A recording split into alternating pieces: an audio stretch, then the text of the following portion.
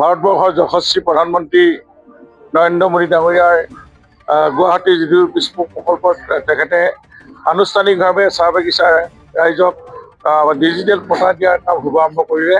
আমি তেখেতৰ বক্তব্য শুনিছোঁ।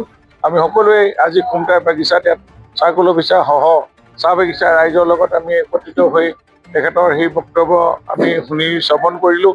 আৰু তেখেতে যিখিনি মেছেজ দি গৈছে অসমৰ কাৰণে, অসমখন আগবঢ়াই নিয়াত কেন্দ্ৰীয় চৰকাৰৰ প্ৰধানমন্ত্ৰী ডাঙৰীয়া যি তৎপৰ বা তেখেতৰ যি প্ৰকল্প আজি দিনজোৰা কাৰ্যসূচীত প্ৰায় ৩৬,০০০ কোটি টকাৰ অসমক উন্নয়নী শিখৰলৈ লৈ যাবলৈ বিভিন্ন ছেক্টৰত আজি তেওঁ এইখিনি আধাৰশিলা স্থাপন কৰিছে।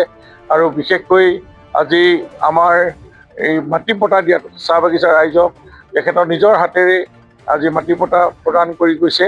গতিকেলৈ এইটো ৮০০খন চাহ বাগিচাত আৰু আজি মই ভাবোঁ এইখিনিয়ে আমাৰ চাহ বাগিচা অঞ্চলৰ জীৱন ধাৰণৰ পদ্ধতিটো অধিক উন্নত কৰিব। আগলৈ মাটিৰ অধিকাৰ অকল মাটি এখন পতাটো তেওঁলোকৰ অকল সম্পত্তিয়ে নহয়, ই আৱেগ।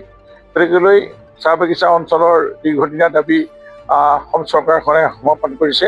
আৰু প্ৰধানমন্ত্ৰী ডাঙৰীয়া আহি নিজেই ইয়াতে আজি অংশগ্ৰহণ কৰি চাহ বাগিচা অঞ্চলৰ ৰাইজক বা চাহ বাগিচা ৰাইজ যি সন্মান দিলে, এই সন্মান কোনো প্ৰধানমন্ত্ৰীয়ে কৰা নাছিল।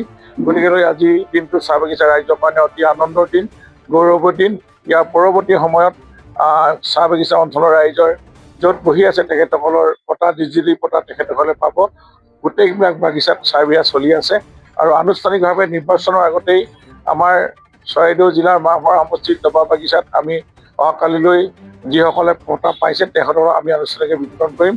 সকলো ৰাইজক সেই অনুষ্ঠানত উপস্থিত কৰিবলৈ অনুৰোধ জনালোঁ। নিশ্চয় ৰাইজ ভাৰতীয় জনতা পাৰ্টীৰ লগত আছে। ভাৰতীয় জনতা পাৰ্টীয়ে যিজনকে প্ৰাৰ্থিত্ব দিয়ে তাকে জিকিব, এইটো মোৰ নিশ্চিত। কাৰণ এই বিজেপি চৰকাৰৰ দিনত পৰিৱৰ্তন হৈছে, উন্নয়ন হৈছে। আৰু আমি যেনেধৰণে ৰাইজক চৰকাৰখনৰ আঁচনিবিলাক সফল ৰূপায়ণ হোৱাত দিনে ৰাতিয়ে আমি সহায় কৰি আছিলোঁ। আৰু সংসদলৈ গ'লোঁ বুলিয়ে যে মই ৰাইজৰ মাজৰ পৰা সেইটো নহয়, আগৰ নিচিনাকৈ থাকিম। ইয়াত যি অসম চৰকাৰৰ প্ৰতিনিধি যিজনে আহে তেওঁৰ লগত সহযোগ কৰি সমষ্টিটো আৰু উন্নত শিখৰলৈ লৈ যাব লাগিব। আৰু ইতিমধ্যে খুব সোনকালে ২ এদিনতে নিৰ্বাচনৰ মধ্যস্থতা জাৰি হ'ব আৰু প্ৰাৰ্থীও তালিকা ঘোষণা কৰিব। গতিকে এইটো পাৰ্টি হোৱাত স্থাপনা কৰাটো ৰাজ্যিক সমিতিৰ ৰাষ্ট্ৰীয় সমিতিৰ তেওঁলোকে বিবেচনা কৰি এইটো কৰিব।